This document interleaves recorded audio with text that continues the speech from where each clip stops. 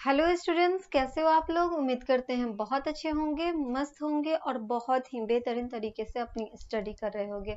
तो आज स्टार्ट करने वाले हम लोग क्या मैथ्स के क्लास को स्टार्ट करने वाले हैं। मैथ्स के क्लास में आप लोग का जो चैप्टर चल रहा था वो परसेंटेज का चैप्टर चल रहा था, ठीक है। परसेंटेज के चैप्टर में कुछ क्वेश्चन को हम लोग कंप्लीट कर चुके हैं। आज जो कुछ क्वेश्चन बाकी रह गया है उसको हम लोग कंप्लीट करने वाले हैं। तो आते हैं हम लोग सबसे पहले क्वेश्चन पे, देखते हैं कि कौन कौन सा क्वेश्चन आप लोग का बाकी रह गया है। तो परसेंटेज का जो आप लोग का चैप्टर है उसमें अभी तक आप लोगों को समझने में कोई दिक्कत तो नहीं है। आप लोगों को सारे क्वेश्चन समझ में आ चुका होगा। उम्मीद करते हैं एक भी क्वेश्चन में आप लोगों को दिक्कत नहीं हुई होगी। ये हम लोग का चैप्टर जो कि देख सकते हो, ये आप लोग का परसेंटेज का चैप्टर है, जिसमें लगभग हम लोग कहाँ तक आ चुके थे। इसमें हम लोगों ने क्वेश्चन सॉल्व कर चुके थे 13 तक, ठीक है। 13 नंबर क्वेश्चन तक आप लोग का कंप्लीट था। आज के क्लास में हम आपको 14 नंबर क्वेश्चन से कंप्लीट कराएंगे। यहाँ से आप लोग का होता है स्टार्ट। आप लोग देख सकते हो 14 नंबर जो क्वेश्चन है इसमें आप लोग देखो कि इसमें क्या कहा जा रहा है। उसको पहले हम लोग रीड करते हैं। यहाँ पे आप देख सकते हो, यहाँ से कह रहा है कि out of total monthly salary. यहाँ पे क्या कहा, out of total monthly salary Mrs Gupta spends 20% on house rent and 60% of the rest household expenditure. If she saves 2800 rupees, what is her total monthly salary. देखिए इस question में आपसे ये कहा जा रहा है कि मिसेस जो गुप्ता है उनके पास टोटल सैलरी जो आता है ना, टोटल सैलरी जितना भी हो, उस टोटल सैलरी में से वो क्या करती हैं, टोटल सैलरी में से वो क्या करती हैं 20% खर्च कर देती हैं। वो भी किस चीज पे खर्च करती है, तो हाउस रेंट पर, ठीक है। टोटल सैलरी उनके पास जितना भी पैसा होते हैं, जितने भी उनके पास सैलरी है, उसमें से वो क्या करती है 20% वो खर्च कर देती हैं। और खर्च करती है हाउस रेंट पर खर्च कर देती हैं, ठीक है। फिर आपसे आगे कहा कि and 60% of the rest house hold expenditure. मतलब क्या, जो रेस्ट बच जाता है हाउस रेंट पर खर्च करने के बाद, जो सैलरी उनके पास बच जाता है उसमें से वो क्या करती हैं 60% हाउस होल्ड पर खर्च कर देती है। मतलब कि घर के खर्चों में वो क्या करती हैं, खत्म कर लेती हैं। फिर आपसे कहा कि इफ सी सेव्स 2000 रुपीज, अगर वो सारा खर्च करने के बाद, सारे सैलरी को खर्च करने के बाद उनके पास 2800 रुपीज बच जाता है, तो आपसे कहा कि आप बताओ what is her total monthly salary. मतलब टोटल उनके पास कितना सैलरी है, मंथली सैलरी, ठीक है। तो ये हम लोगों को फाइंड करना है। बहुत ही इजी तरीका से हम आपको इसको बताएंगे, आप लोग देख सकते हो। यहाँ पे आप देखो सबसे पहले लिखा हुआ क्या है, मिसेस गुप्ता को मान लेते हैं कि मिसेस गुप्ता जो है उनका सैलरी जो है x रुपीज है, ठीक है। मान लेते हैं हम लोग कि उनके पास x रुपीज जो है मंथली सैलरी है। तो यहाँ पे आप देखो let the total monthly salary मान लिया गया है कि टोटल मंथली सैलरी जो है मिसेस गुप्ता का वो x रुपीज है, ठीक है। फिर आपसे कहा कि money spend as house rent, उन्होंने क्या कर दी, खर्च की किस पे, हाउस के रेंट पे। मतलब घर का जो रेंट दिया जाता है उस पे उन्होंने क्या कर ली, खर्च कर दी। कितना, 20%। तो यहाँ पे ये कहा कि मिसेस गुप्ता के पास x रुपीज जो था मंथली सैलरी था, ठीक है। x रुपीज क्या था, मंथली सैलरी था। और जो मंथली सैलरी था उसमें से उन्होंने क्या किया 20% हाउस रेंट पर खर्च कर दी। तो यहाँ पे हम लोग क्या लिखेंगे, 20% ऑफ एक्स, है ना। 20% ऑफ एक्स जो हो जाएगा वो खर्च कर दी, किस पे खर्च कर दी, तो हाउस रेंट पर खर्च कर दी। तो अगर आप इसका 20% ऑफ एक्स निकालोगे तो ये आपका हो जाएगा x मल्टीप्लाई कितना हो गया 20/100 हो जाएगा, ठीक है। इसको कैलकुलेट करोगे तो 25 जो होता है 100, मतलब x/5 आ जाएगा। कितना आ जाएगा, x/5 आ जाएगा। तो x/5 रुपीज जो है वो क्या करती हैं, खर्च कर देती हैं। और किस पे खर्च करती हैं, तो हाउस के रेंट पर खर्च कर देती हैं।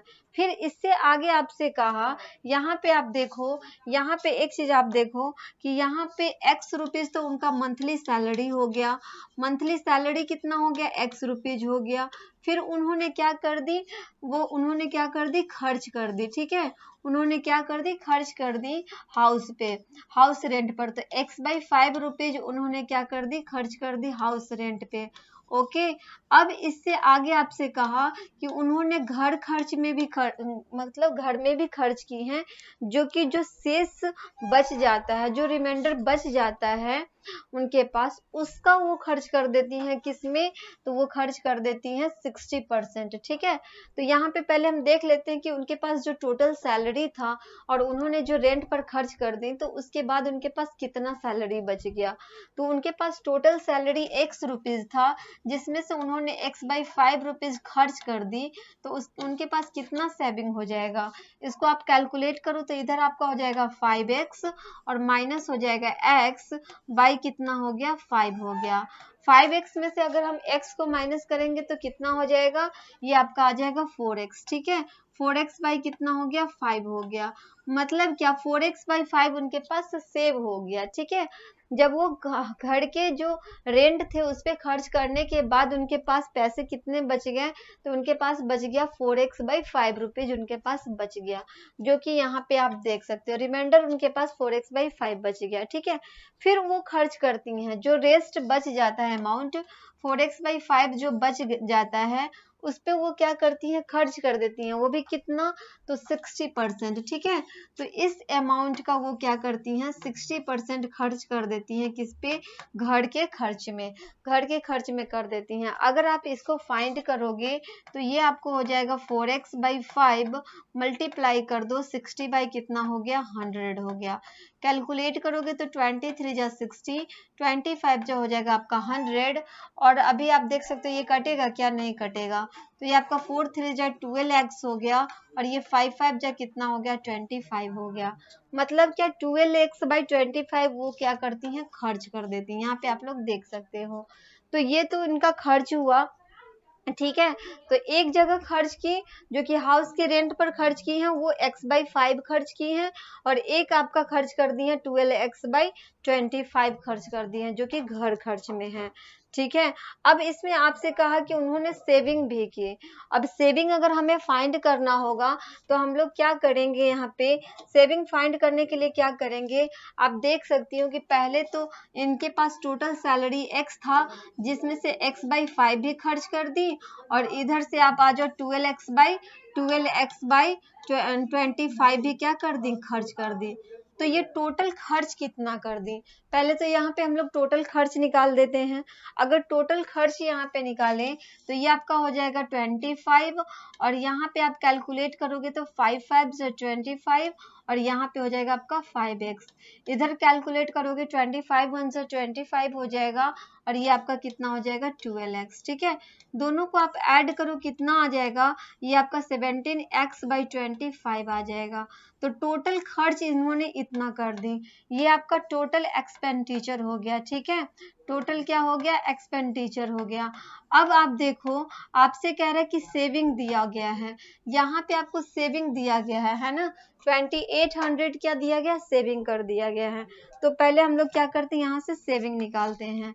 अगर हम लोग सेविंग निकाले, यहाँ पे सेविंग फाइंड करें तो कितना सेविंग हो जाएगा, टोटल उनके पास सैलरी था x, जिसमें से टोटल खर्च उन्होंने 17x/25 कर दी, तो सेविंग कितना हो जाएगा, इसको आप कैलकुलेट करोगे तो ये आपका हो जाएगा 25x माइनस कितना, 17x बाई हो जाएगा आपका 25 में से 17 को माइनस करेंगे कितना बचेगा, ये आपका 8x बच जाएगा। ठीक है, 8x/25 क्या हो गया, उनके पास सेविंग बच गया।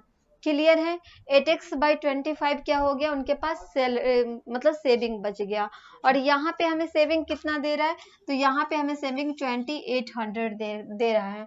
तो हम लोग क्या कर सकते हैं, 8x/25 को 2800 के इक्वल में कर देंगे। ठीक है, 2800 के इक्वल में कर देंगे। अब आप यहाँ से x को फाइंड करो, तो ये आपको 8 से काटोगे तो 8 3 जा 24, 8 5 जा 40, 350 टाइम्स में चला जाएगा। ठीक है, जब आप इसको 350 को 25 से आप करोगे मल्टीप्लाई तो आपको कितना आ जाएगा, ये आपको आ जाएगा 8750 आ जाएगा। ठीक है, कितना आ जाएगा, 87 आपको 50 आ जाएगा। तो इतना रुपीज जो था उनका मंथली सैलरी था, जो कि हमने एक्स का मान फाइंड किया और ये क्या निकल गया, उनका सैलरी निकल गया जो कि मंथली सैलरी था। क्लियर है ये क्वेश्चन, समझने में कोई दिक्कत है इसको? तो इसमें हम लोगों ने सबसे पहले क्या किया, सबसे पहले हमने क्या किया, टोटल एक्स माना, उसमें से उनका खर्च निकाल दिया। उन्होंने जो घर पे खर्च किया था हाउस रेंट पे तो x/5 किया था। उसके बाद जो सेविंग बच जाता है, जो सेविंग बच जाता है ना, उसका 60% वो क्या करती हैं, खर्च कर देती हैं, जो कि किस पे, हाउस होल्ड पे।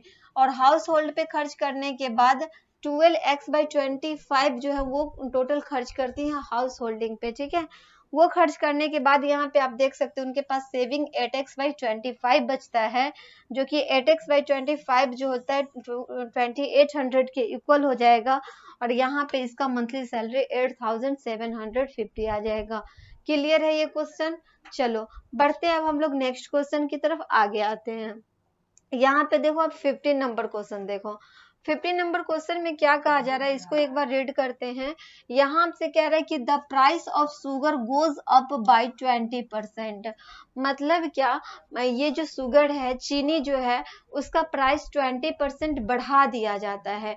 गोज अप का मतलब हो गया 20% क्या कर दिया जाता है, दिया जाता है। वो भी क्या बढ़ाया जाता है, तो उसके प्राइस को बढ़ा दिया जाता है। और उसके बाद आपसे कह रहा है कि by how much percent must a house wife reduce her consumption. कह रहा है कि जो हाउस वाइफ है वो कितना अपना कंजम्पशन को कम कर दे, कितना रिड्यूस कर दे। हाउस वाइफ जो है वो कितना कंजम्पशन को क्या कर दे, रिड्यूस कर दे, ताकि यहाँ पे आप देखो so that expenditure on sugar remains the same, ताकि क्या हो जाए, खर्च उनका सेम आ जाए। तो इसको कैसे हम लोग सॉल्व करेंगे, इसको भी सॉल्व करने का तरीका हम आप लोगों को बता दें कैसे आप लोगों को सॉल्व करना है। यहाँ पे आपको मान लेना है कि उनका जो खर्च है, सॉरी मान लेना है क्या, मान लेना है कि 1 यूनिट जो शुगर है, यहाँ पे आप देख सकते हो let the consumption of sugar originally, मतलब मान लेना है आप लोगों को कि जो ओरिजिनली शुगर है उसका कंजम्पशन 1 यूनिट किया जा रहा है। ठीक है, चीनी का जो खपत है ना, चीनी जो खर्च किया जा रहा है, तो मान लिया गया है यहाँ पे कि जो चीनी का खर्च है वो 1 यूनिट खर्च किया जाता है। बहुत सारी चीनी है जिसमें से सिर्फ 1 यूनिट को ही खर्च किया जाता है। फिर आपसे कहा कि 1 यूनिट मान लिया गया है and let its cost be 100 rupees. एक यूनिट जो चीनी है उसका कॉस्ट मान लिया गया है कि 100 रुपीज है। ठीक है, 1 यूनिट चीनी खर्च किया जाता है, उसका कॉस्ट कितना रुपीज है, 100 रुपीज उसका कॉस्ट मान लिया गया है। फिर आपसे कहा कि यहाँ पे आपसे क्या कहा गया, 20% क्या किया जाता है, प्राइस को बढ़ा दिया जाता है। तो 1 यूनिट चीनी अगर 100 रुपीज में दे रहा है, 1 यूनिट चीनी अगर इसको 100 रुपीज में दे रहा है, अगर इसको 20% बढ़ा दिया जाए, प्राइस हमारा 100 रुपीज है और 100 रुपीज को अगर हम 20% बढ़ा दें, मतलब क्या, ये आपका 100 का कितना हो जाएगा, 120% हो जाएगा। ठीक है, 100 में अगर आप 20 ऐड करोगे ना तो 120 हो जाएगा। तो ये अब कितना हो जाएगा, तो 100 का 120% हो जाएगा। मतलब अब कितना रुपीज हो गया, अब इसका हो गया 120 रुपीज। ठीक है, अब 1 यूनिट का कॉस्ट कितना हो गया, तो 1 यूनिट का कॉस्ट 120 रुपीज हो गया। उसके बाद आपसे कहा, यहाँ पे देख सकते हो पहले तो इसको 1 यूनिट का कॉस्ट था 100 रुपीज, लेकिन नया कॉस्ट अब हो गया 120 रुपीज। ठीक है, फिर आपसे कहा now 120 rupees yield 1 unit of sugar. मतलब कि अब यहाँ पे इससे आगे आपसे ये कह रहा है कि अगर ये आपका हो गया कितना, ये आपका 120 रुपीज में अगर आपको 1 यूनिट चीनी मिल रहा है, 1 यूनिट चीनी अगर आपको 120 रुपीज में मिल रहा है, तो 100 रुपीज में कितना चीनी मिलेगा। तो 100 रुपीज में अगर हमें चीनी फाइंड करना है, 100 रुपीज में अगर हम चीनी फाइंड करेंगे तो ये आपका 1 और ये कितना हो जाएगा, बाई 120 हो जाएगा।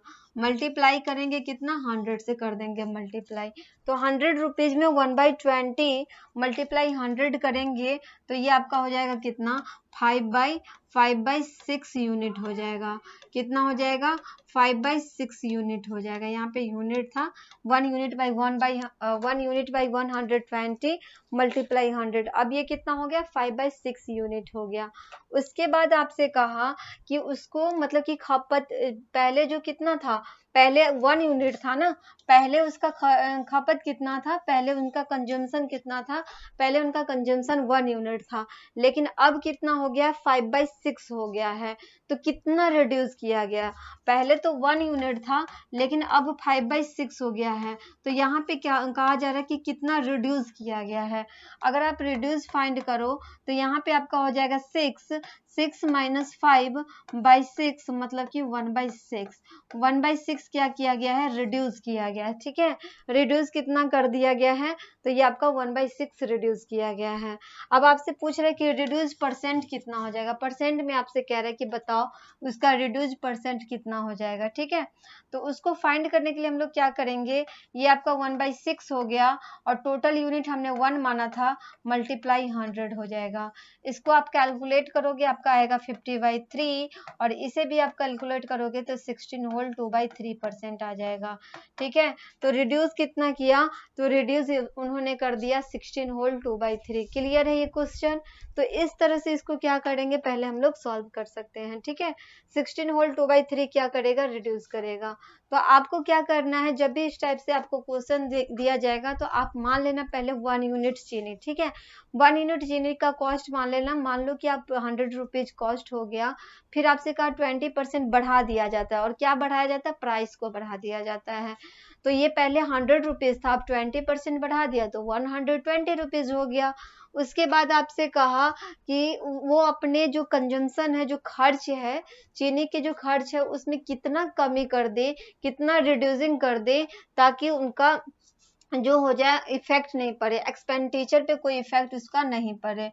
मतलब यहाँ पे आप देख सकते हो, उसके लिए हम लोग क्या किए हैं, 1 यूनिट चीनी अगर हमें 120 में मिलने लगा है तो यहाँ से हम लोग क्या किए, 5/6 यूनिट चीनी निकाले हैं।